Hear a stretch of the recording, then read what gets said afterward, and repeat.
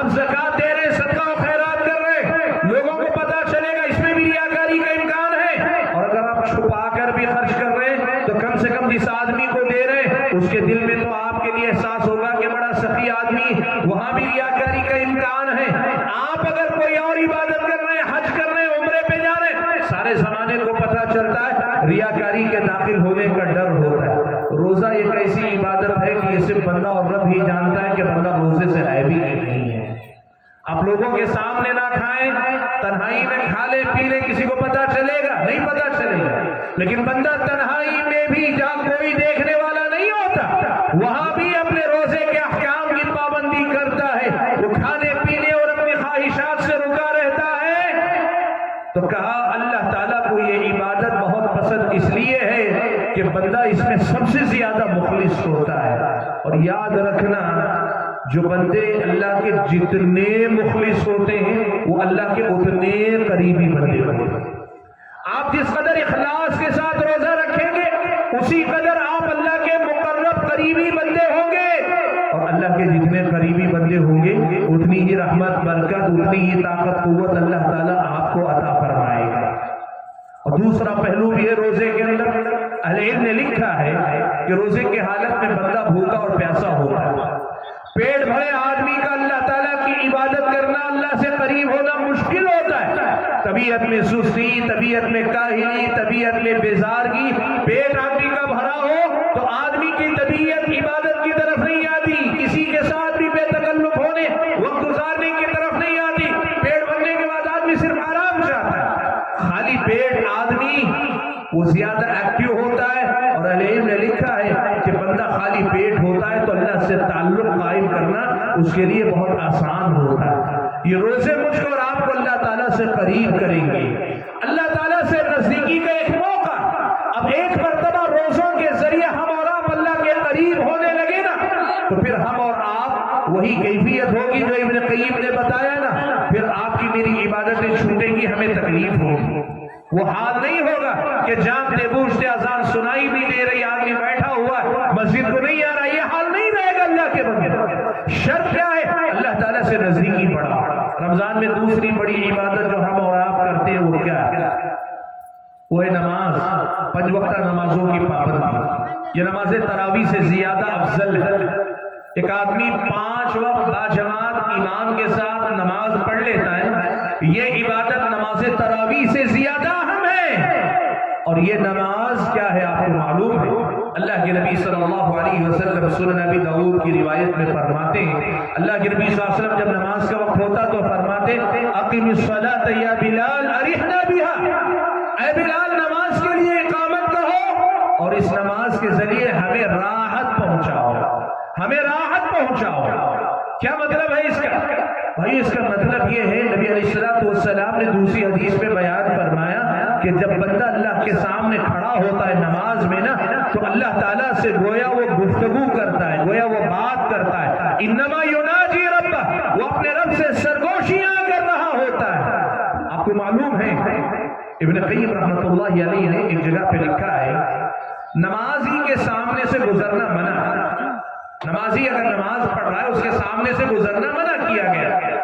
یہ منع کرنے کی بڑی سخت وعید منع کیا گیا، اور گزرنے والے کے حق میں بڑی سخت وعید آئی۔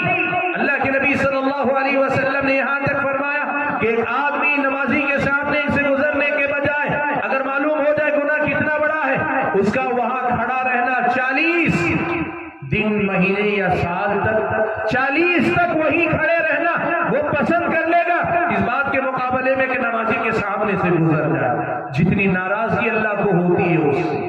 کیوں ایسا کیوں ہے؟ ابن قیم اس کی مثال دیتے ہوئے فرماتے ہیں کہ جب ایک آدمی اپنے محبوب کے ساتھ بیٹھا ہو، ایک آدمی اپنے چہیتے کے ساتھ بیٹھا ہو، دونوں آپس میں راز و نیاز کی باتیں کر رہے ہو، کوئی آدمی بیچ میں سے گزرے تو دونوں پہ کیا گزرے گی؟ کس قدر زیادہ ان دونوں کو تکلیف ہوگی، غصہ آئے گا۔ کہا یہ بندہ اللہ کے سامنے کھڑا ہے تو اللہ تعالیٰ سے وہی گفتگو کر، وہ اللہ سے محبت کا رشتہ ہے، اللہ سے محبت کا تعلق ہے۔ ایسے تعلق میں بندہ درمیان سے گزرتا ہے، ان دو محبت کرنے والوں کے درمیان سے گزرنے والے سے بڑا گناہ یہ کرتا ہے جو نمازی کے سامنے سے گزر جاتا ہے۔ اس کا مطلب کیا ہوا؟ نماز مجھ کو اور آپ کو اللہ تعالیٰ سے قریب کرتی ہے۔ بھائیو، کبھی آپ نے سوچا اس مسئلے پر کہ اللہ تبارک و تعالیٰ رب العالمین، اللہ کا مقام کیا ہے؟ اللہ تعالیٰ کی ذات کس قدر عظیم ہے، اس رب سے یہ نماز ہمارا تعلق جوڑتی ہے۔ سبحان اللہ، آج تک ہم نے نماز کی قدر و قیمت کو نہیں پہچانا۔ یہ مجھ کو اور آپ کو اللہ سے جتنا قریب کرتی ہے نا، دنیا میں کوئی اور چیز ہم اور آپ کو اللہ سے اتنا قریب نہیں کرتی۔ اللہ کے نبی صلی اللہ علیہ وسلم نے اسی لیے فرائض کے ساتھ رمضان میں خاص طور پر قیام اللیل یعنی تراویح کا اہتمام کرنے کا حکم دیا۔ آپ نے فرمایا من قام رمضان ایمانا واحتسابا غفر له ما تقدم من ذنبه، جو بندہ ایمان کی حالت میں ثواب کی یقین رکھتے ہوئے، اس کی امید رکھتے ہوئے قیام کرے گا، نماز تراویح پڑھے گا، اس کے پچھلے سارے گناہ معاف کر دیے جاتے ہیں۔ سبحان اللہ، اللہ کے نبی فرماتے ہیں، صحیح مسلم کی روایت حدیث قدسی ہے کہ اللہ تبارک و تعالیٰ نے فرمایا بندہ جب فرائض ادا کر کے مجھ سے قریب ہوتا ہے، کوئی بھی فرض، نماز ایک فرض ہے، 5 وقتہ نمازیں، روزہ فرض ہے، ماہ رمضان کے روزے، استطاعت رکھنے والے پر زکوٰۃ فرض ہے، استطاعت رکھنے والے پر حج فرض ہے، اولاد کی تربیت فرض ہے، والدین کی اطاعت و فرما برداری فرض ہے۔ جتنے بھی فرائض اللہ تعالیٰ نے رکھے، اللہ کے نبی فرماتے ہیں کہ اللہ نے فرمایا کہ بندہ جب فرائض ادا کر کے مجھ سے قریب ہوتا ہے تو جتنا میرا محبوب اور چہیتا بنتا ہے، اتنا محبوب اور چہیتا کسی اور ذریعے سے نہیں بن پاتا ہے۔ اور جب فرائض کی ادائیگی کے بعد وَلَا يَزَالُ الْعَبْدُ يَتَقَرَّبُ إِلَيَّ بِالنَّوَافِلِ، بندہ برابر نوافل ادا کر کے مجھ سے قریب ہوتا جاتا ہے، حَتَّى أُحِبَّهُ، یہاں تک کہ میں اس سے محبت کرنے لگتا ہوں۔ یعنی اللہ تعالیٰ ہم سے محبت کرتا ہے۔ بھائی ایک بات بتاؤں میں آپ کو، آپ جانتے ہیں فین بننا کسی کا، فین فالوئنگ آپ سمجھتے ہیں دنیا میں آج ہیروئزم، چاہے وہ فلموں کے ہیرو ہوں یا کرکٹ فٹ بال وغیرہ کے ہیرو ہوں، لوگ ان کے فین ہو جاتے ہیں، ان کے چاہنے والے ہو جاتے ہیں۔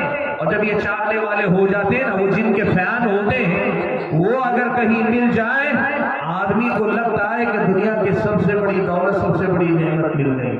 اللہ کے بندو، یہ حقیر دنیا کے بڑے معمولی لوگ ہیں جن کے ہم اور آپ فین بننے کی بات کرتے ہیں۔ اب سوچیں رب العالمین کتنی عظیم ذات ہے۔ اللہ کے نبی فرماتے بندہ فرائض کے ساتھ سنتوں کی پابندی کرتا ہے، آسمان والا ہم سے محبت کرتا ہے۔ آپ نے کبھی محسوس کیا اللہ ہم سے محبت کرتا ہے کتنی بڑی بات ہے؟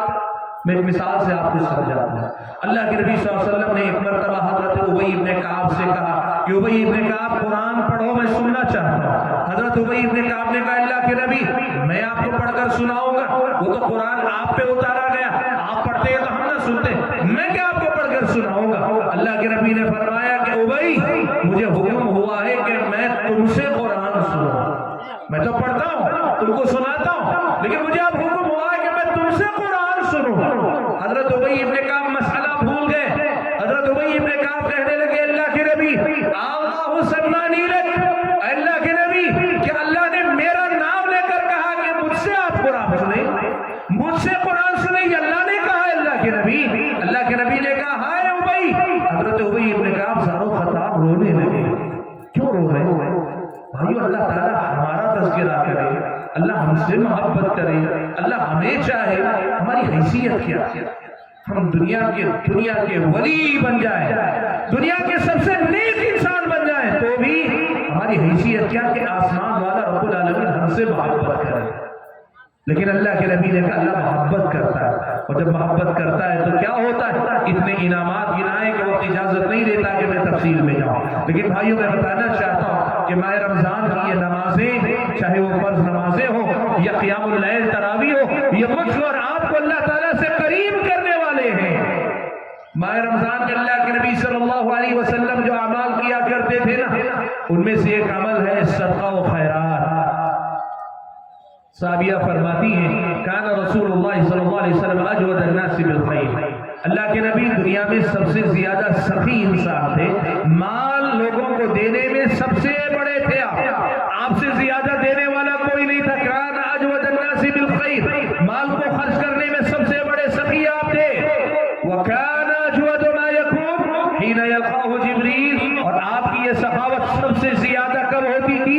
جب جبرائیل علیہ السلام آپ سے ملاقات کے لیے تشریف لاتے۔ ماہ رمضان میں حضرت جبرائیل اللہ کے نبی کے پاس آتے، اللہ کے نبی ان کو قرآن سنایا کرتے تھے۔ اس موقع پر اللہ کے نبی صلی اللہ علیہ وسلم مال اللہ کی راہ میں دیا کرتے تھے۔ اس کا مطلب یہ ہوا ماہ رمضان میں ہمیں خرچ کرنا چاہیے۔ ہم عام طور پر ایک غلطی کرتے ہیں، وہ غلطی کیا ہے؟ جب خرچ کرنے کا تذکرہ آئے نا، ہم سمجھتے ہیں خرچ کرنا مالداروں کا کام ہے، یہ خرچ کرنے والی بات مالداروں سے کہی جا رہی ہے۔ نہیں، خرچ کرنے کی بات مومنوں سے کہی جا رہی ہے۔ ایک صحابی ابو عقیل انصاری رضی اللہ تعالیٰ عنہ، ابو عقیل انصاری رضی اللہ تعالیٰ عنہ جنگ تبوک کے موقع پر حضرت عبد الرحمن ابن عوف نے 4000 درہم لا کر دیے۔ کہا اللہ کے نبی کل 8000 درہم میرے پاس ہے، آدھا خزانہ آدھی دولت آپ کے حوالے۔ حضرت عمر اپنا آدھا گھر لا کر دے دیے، حضرت ابو بکر نے سارا گھر دے دیا۔ لیکن ایسے موقع پہ حضرت ابو عقیل انصاری ایسے صحابی تھے، ان کے پاس کچھ نہیں تھا۔ آج اعلان ہوا پیسہ دینا ہے، دینے کے لیے ان کے پاس کچھ نہیں تھا، تو کیا کیا معلوم ہے آپ کو؟ رات بھر ایک یہودی کے باغ میں سینچائی کرتے رہے، کھیت کو پانی دیتے رہے، پانی پہنچاتے رہے، اور صبح میں اس کی اجرت کے طور پر اس نے 2 سا کھجور دیے۔ سا کہتے ہیں ایک آلہ جس سے ناپا جاتا ہے۔ 2 سا کھجوریں دی، 1 سا کھجور اپنے گھر میں رکھ لی اور 1 سا کھجور لے کر آئے اور اللہ کے نبی سے کہا اللہ کے نبی کل جب آپ نے کہا تھا نا تو میرے پاس مال نہیں تھا دینے کے لیے، رات بھر سینچائی کر کے باغیچے کو پانی دے کر یہ کمایا ہے اور یہ لا کر آپ کو دے رہا ہوں اللہ کے نبی۔ اللہ کے نبی نے کیا کیا؟ ان کھجوروں کو لیا، لے کر جو ڈھیر جمع تھا ساز و سامان کا اس پر پھیلا دیا، یہ بتانے کے لیے کہ اس کا مال، اس کی کمائی کتنی اہم۔ اس لیے اللہ کے بندوں خرچ کرنے کے مسئلے میں یہ مالدار غریب کا فرق بھول جاؤ، کوشش یہ کرو اللہ نے جو دیا ہے اس میں سے دو، تھوڑا دو، جتنا تم سے ہو سکے اتنا دو، لیکن دو۔ بھائیو یہ مال خرچ کرنا رمضان کی بڑی عبادتوں میں سے ہے، اور ان عبادتوں کا فائدہ کیا ہوگا؟ مال رمضان میں خرچ کرنے کا فائدہ کیا ہوگا آپ کو معلوم ہے؟ اللہ کے نبی نے ایک بات بیان فرمائی کا لِكُلِّ أُمَّةٍ فِتْنَةٌ وَفِتْنَةُ أُمَّةِ الْمَالِ، ہر امت کا ایک مخصوص فتنہ ہوتا ہے، یعنی اللہ تعالیٰ ایک کسی خاص مسئلے میں قوم کو آزماتا ہے، ہر قوم کی آزمانے کا ایک ذریعہ اللہ نے رکھا ہے۔ اس امت کو اللہ تعالیٰ سب سے زیادہ آزمائے گا مال کے معاملے میں، اسی لیے آپ دیکھنا لوگ سب سے زیادہ ڈگمگاتے مال اور پیسے کے مسئلے ہی میں ہیں۔ آج ہماری دنیا دیکھ لو، نمازی بھی ہوگا، روزے دار بھی ہوگا، سب کچھ ہوگا، پیسے کے معاملے میں آدمی گڑبڑ ہے۔ امانت دار، دیانت دار اور زبان کا پکا، معاملات کا صاف شفاف سیدھا صاف ستھرا آدمی دیکھنے کو نہیں ملے گا۔ اس امت کا فتنہ مال ہے، اور لیکن آپ کو معلوم ہے جب آپ مال اللہ کے راہ میں خرچ کرتے ہیں نا، اس کا فائدہ یہ ہوتا ہے کہ آدمی اس مال کے خرچ کرنے کے نتیجے میں مال کے فتنے سے بچا لیا جاتا ہے۔ اللہ اس امت کا جو خاص فتنہ ہے اس فتنے سے آپ کو بچا لے گا اگر آپ اللہ کی راہ میں مال خرچ کرنے والے بن جائیں۔ اللہ نے فرمایا خذ من اموالہم صدقۃ تطہرہم وتزکیہم بہا وصلی علیہم۔ اس آیت کی تفسیر میں اس میں کہا اللہ نے اللہ کے نبی آپ ان کے مالوں میں سے وہ مال لیں جس مال کے ذریعے آپ ان کو پاک کریں۔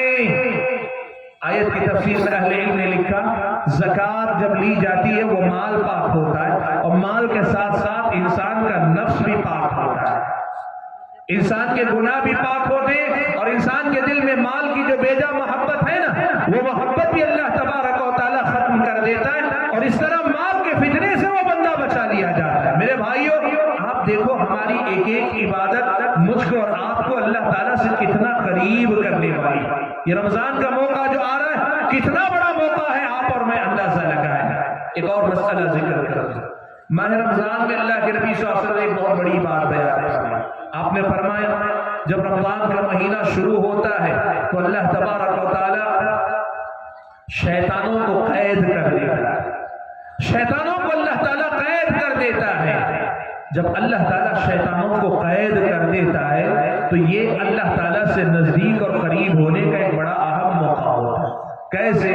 देखिए मैं आपको एक बात बताता हूं, हम और आप जब अमल करना चाहते, नेक बनना चाहते हैं, नहीं बन पाते। हम और आप नेक बनना चाहते, नहीं बन पाते। नेकियां करना चाहते, नहीं कर पाते। गुनाहों से बचना चाहते, नहीं बच पाते। उसकी वजह क्या? उसकी वजह यह है कि हमारे और आपके पीछे तीन चीजें लगी हुई। हम में से हर आदमी के पीछे तीन चीजें लगी हुई और 24 घंटे लगे हुए। आप और मैं सो जाएं लेकिन वो नहीं सोते, वो हमारे पीछे लगे रहते हैं। तीन चीजें हैं जो हमारे और आपके पीछे लगे रहते हैं। एक है मेरा और आपका नफ्स, नफ्स अम्मारा। नफ्स अम्मारा है जो मेरे और आपके पीछे लगा है। ये मुझको और आपको बहकाता है, मुझको और आपको बुराइयों की तरफ ले जाता है, बुराइयों को अच्छा करके दिखाता है और बुराई करने पे हम और आपको उकसाता रहता है। एक नफ्स। हमको नेक बनना है तो अपने नफ्स से लड़ना पड़ता है, अपने नफ्स से मुकाबला करना पड़ता है। एक तो नफ्स। दूसरी चीज है हमारे अतराफ अकनाफ की दुनिया और दुनिया की बहुत सारी चीजें जो फितना बन जाती।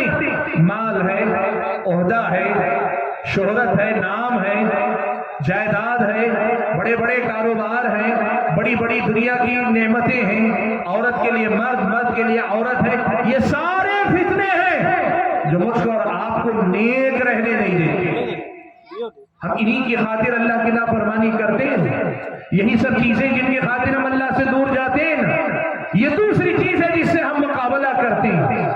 हर दम दुनिया हमें अपनी तरफ बुलाती है, हमें दुनिया को जरूरत भर लेकर अल्लाह की तरफ जाने के लिए मेहनत करनी पड़ती है, मुकाबला करना पड़ता है। और तीसरी चीज जो हमारे पीछे लगी हुई है वो इब्लीस और उसकी ज़ुर्रियत, शैतान मरदूद है। हम में से हर एक इंसान के साथ एक करीन है, एक शैतानों में से, जिनों में से एक साथी जो हमारे पीछे लगा हुआ है। हम जब भी नेकी करना चाहते हैं ये तीनों हमारे पीछे लगे रहते हैं। इंसान का नफ्स भी, दुनिया के फितने भी, इब्लीस और उसकी ज़ुर्रियत भी। रमजान का जब महीना आता है ना तो इन दिनों में जो सबसे ज्यादा बड़ा है इब्लीस और उसकी ज़ुर्रियत को अल्लाह कैद कर देता है। और जब वो कैद हो जाता है तो नफ्स भी जरा नरम पड़ जाता है और दुनिया के फितने भी जरा हल्के हो जाते हैं। अल्लाह ताला ये मौका देता है कि देखो आम दिनों में सुधरना जरा मुश्किल रहा होगा, आम दिनों में मेरे नजदीक आना जरा मुश्किल रहा होगा। आज मैंने पूरे 30 दिन के लिए, 29 दिन के लिए तुम्हारे लिए आसानी पैदा कर दी है कि अब तो सुधर जाओ, अब तो सुधर जाओ। अल्लाह के नबी फरमाते रमजान का महीना जब शुरू होता है ना, आसमान से आवाज देने वाला आवाज देता है, या बागी अल खैर यक़बिल, ऐ खैर के चाहने वाले आगे बढ़कर आ, व या बागी अश्शर यक़सिर, ऐ बुराई के पीछे भागने वाले, उसकी तलाश में जीने वाले, अब तो बाज आजा, रुक जा। हर आसमान से आवाज देने वाला आवाज देता है। इसका मतलब ये हुआ अल्लाह से नजदीकी का, कुर्बत का ये मौका है, हमें अल्लाह के नजदीक आने की फिक्र करनी चाहिए। और एक मसला जिक्र करता हूं, रमजान के महीने की एक और बड़ी इबादत है, वो है एतिकाफ। प्यारे नबी सल्लल्लाहु अलैहि वसल्लम ने मक्की की जिंदगी के बाद, मदीना हिजरत करने के बाद से एतिकाफ शुरू किया। तो आप सल्लल्लाहु अलैहि वसल्लम मरते दम तक एतिकाफ करते रहे। अल्लाह के नबी सल्लल्लाहु अलैहि वसल्लम रमजान के आखिरी अशरे में एतिकाफ किया करते थे। इस एतिकाफ की इबादत को अपनी जिंदगी में हमें कम से कम एक मर्तबा जरूर अपनाना चाहिए। और बुढ़ापे का इंतजार मत करो, आज बूढ़ों से ज्यादा नौजवानों को इस एतिकाफ की जरूरत है। एतिकाफ क्या है मालूम आपको? एतिकाफ क्या है आपको मालूम है? एतिकाफ की हकीकत यह है कि जिंदगी ही में कब्र की याद को ताजा कर लेने का एक मौका है अल्लाह के पास। एतिकाफ में आदमी क्या करता है? अपना कारोबार, अपना घर बार, अपने दोस्त अहबाब, अपनी जिंदगी, अपनी मसरूफियात सब कुछ छोड़ छाड़ कर एक छोटे से कमरे में, एक छोटी सी जगह में, मस्जिद में किसी कोने में तन्हा रहता है, सारी दुनिया से कट गया। अब उसके बाद मस्जिद से बाहर की दुनिया में चहल पहल है, कारोबार है, लोग आ रहे हैं, जा रहे हैं, सब कर रहे हैं, किसी को आपकी फिक्र नहीं है। क्यों? आप एतिकाफ में चले गए। आप अगर वहां एतिकाफ में बैठकर सोच लो کہ ایک دن موت کا جھٹکا آنے کے بعد یہی کیفیت میری ہوگی کہ میری اپنی دنیا میری نہیں رہے گی، میرے اپنے گھر والے میرے اپنے نہیں رہیں گے۔ آج میرے گھر والے ہیں لیکن اعتکاف کی وجہ سے وہ سمجھ رہے ہیں کہ ہمارا ان سے فی الوقت کوئی تعلق نہیں، مرنے کے بعد مستقل بھول جائے۔ قبر کی تنہائی ہوگی جیسے آج یہ تنہائی، میں ہوں گا میری تنہائی ہوگی، جیسے آج میں یہاں تنہا ہوں ویسے قبر میں تنہا ہوگا۔ جب تک قبر کی یہ تنہائی نہیں یاد آئے گی ہماری اور آپ کی زندگی کا سدھارنا مشکل ہے۔ اللہ کے زندگی مشینی ہو گئی، بھاگ دوڑ والی زندگی، اور موبائل آنے کے بعد تو 24 گھنٹے آدمی کچھ نہ کچھ دماغ میں چلتا رہتا ہے، اپنے بارے میں سوچنے کی آدمی کو فرصت نہیں۔ اعتکاف اگر صحیح ڈھنگ سے کر پائے نا ہم اور آپ، یہ اعتکاف میری اور آپ کی دنیا بدل دے گا۔ اللہ کی رحمت، ماہ رمضان اللہ سے نزدیکی کا موقع، اور صرف یہ قبر ہی کی یاد کا موقع نہیں، یہ اللہ تعالیٰ سے خلوت یا تنہائی میں گفتگو کا بڑا اہم موقع ہے۔ یہ وہ موقع ہے بھائیو، مشینی زندگی میں نماز کے بعد بھی ہم دعا کرتے ہیں، ایک تو لوگ دیکھ رہے ہوتے ہیں، دوسرے اٹھ کر جانے کی جلدی ہوتی ہے، کبھی ہم پورے خلوص سے دعا کم ہی کر پاتے ہیں۔ اعتکاف میں بیٹھ جاؤ، پورے 10 دن کا وقت ہے، 10 راتوں کا وقت ہے، آپ ہیں، آپ کا رب ہے اور کچھ نہیں، آپ ہیں، آپ کا معبود ہے اور کچھ نہیں۔ اس کے سامنے بیٹھ کر گڑ گڑاؤ، اپنے گناہوں کو یاد کرو، اپنی کمزوریوں کے اعتراف کرو، اپنی خطاؤں اور لغزشوں کو یاد کر کے معافی مانگو۔ اللہ کے سامنے جب گڑ گڑاؤ گے نا تو پھر اللہ تعالیٰ کی عبادت کی لذت ملے گی، اللہ سے نزدیک ہونے کا مزہ آئے گا، اللہ کے سامنے رونے کی ایک الگ کیفیت ہوگی، اس کا تجربہ کر پاؤ گے۔ ہماری زندگی میں اسی روحانیت کی کمی ہے، ہماری زندگی میں سب کچھ، لیکن یہ جو روحانیت ہے نا یہ میری اور آپ کی زندگی میں کم ہے۔ جب اعتکاف میں بیٹھیں گے اور بیٹھ کر اس قسم کی مرحلوں کا، اس قسم کی عبادتوں کا تجربہ کریں گے نا تب معلوم ہوگا عبادت کیا ہے اور عبادت کی لذت کیا ہوتی ہے، عبادت کا مزہ کیا ہوتا ہے۔ عزیزِ گرامی، میں جو بات کہنا چاہ رہا ہوں وہ کیا ہے، دنیا اور آخرت کی بھلائی اللہ تعالیٰ نے اللہ سے نزدیکی اور قربت میں رکھی۔ ہماری اور آپ کی اللہ تعالیٰ سے جتنی نزدیکی ہوگی نا اسی قدر ہم طاقتور بھی رہیں گے اور اسی قدر ہماری زندگی میں خیر و برکت بھی رہے گی۔ اور اللہ سے ہم اور آپ جتنے دور، اللہ کی بندگی سے جتنے دور، اللہ تعالیٰ کی اطاعت و فرما برداری سے جتنے دور، جس قدر زیادہ برائیوں میں ڈوبے ہوئے رہیں گے اتنی ہی زیادہ بے برکتی، اتنا ہی زیادہ چین و سکون سے محرومی میری اور آپ کی زندگی کا مقدر ہوگا۔ ماہ رمضان ایک موقع ہے جو آ رہا ہے جو میری اور آپ کی پوری تربیت کر سکتا ہے، مجھ اور آپ کو اللہ کا مقرب ترین بندہ بنا سکتا ہے۔ شرط یہ ہے کہ ہم بننے کا ارادہ کریں، اللہ سے توفیق طلب کریں، اور اگر ہم نے یہ موقع گنوا دیا تو پھر زندگی کا ایک اور سال گزر جائے گا، ایک اور رمضان گزر جائے گا، کچھ نہیں بدلے گا، وہی محرومی کی زندگی۔ یقین مانو آج ہماری زندگی میں بہت کچھ ہے لیکن حقیقی معنوں میں اللہ تعالیٰ کی رحمتوں کا مزہ ابھی ہم نے چکھا نہیں۔ جب اللہ کی رحمتیں برکتیں آئیں گی نا، آپ کی میری جھونپڑی میں جو سکون ملے گا وہ محلوں کے بادشاہوں کو نہیں ملے گا۔ اللہ جب زندگی میں سکون اطمینان دے گا نا، روکھی سوکھی جو روٹی کھائیں گے اس میں اللہ وہ مزہ و لذت دے گا جو اچھے سے اچھے 5 اسٹار ہوٹل کے کھانوں میں نہیں ملے گی۔ اللہ کے بعد یہ باتیں کہنے میں آپ کو شاعرانہ لگ سکتی ہے لیکن کبھی تجربہ کر کے دیکھو، اس دن یاد کرو گے سچ یہ کہ زندگی میں ہم نے اللہ کی بندگی کا مزہ چکھا ہی نہیں، اور اس بندگی کے بعد زندگی کا جو مزہ ہے وہ ہم اور آپ نے چکھا ہی نہیں ہے۔ بھائیو، مجھے زیادہ کچھ نہیں کہنا، پیغام یہی دینا ہے کہ زندگی بہت گزر گئی اللہ سے دور رہ کر، اللہ سے دوری ہم نے بنائے رکھی ہے۔ بقیہ زندگی کم سے کم اللہ سے قریب ہونے کی کوشش کریں، اور جب ہم اللہ سے قریب ہوں گے تو اس میں کسی کا نقصان نہیں، خود ہمارا فائدہ، اور ہم جہاں رہیں گے ہمارے اطراف و اکناف کے لوگوں کا فائدہ ہوگا۔ اللہ تعالیٰ سے دعا کیجیے کہ اللہ تعالیٰ مجھے، آپ سبھی حضرات کو، خواتین کو، جو کچھ ہم نے کہا سنا ہے ان باتوں کو سمجھ کر ان پر عمل پیدا ہونے کی توفیق عطا فرمائے۔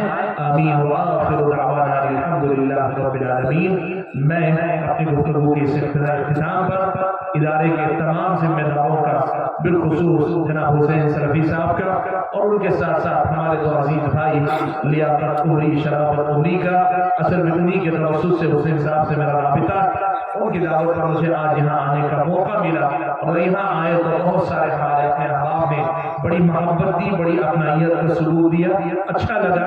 मैंने जैसे गुफ्तगू के आगाज में कहा, मैं आपका भाई हूँ और यकीनन माने भाइयों जैसा ही सलूक वैसा ही माहौल मुझे मिला। मैं इस पर भी आपका शुक्रिया अदा करते हुए दुआ करता हूँ कि अल्लाह ताला आपको, आपके इदारे को हमेशा शाद व आबाद रखे और अल्लाह ताला गैर से असबाब मुहैया करे जो आपके वसाइल को बढ़ाए, आपके मसाइल को खत्म करे। अल्लाह ताला आपके लिए वो असबाब मुहैया फरमाए कि ये इदारा आपकी बस्ती और आपके अतराफ और अकनाफ के इलाके को अल्लाह ताला से करीब करने वाला इदारा बन जाए। वो है पहले से और ज्यादा करीब करने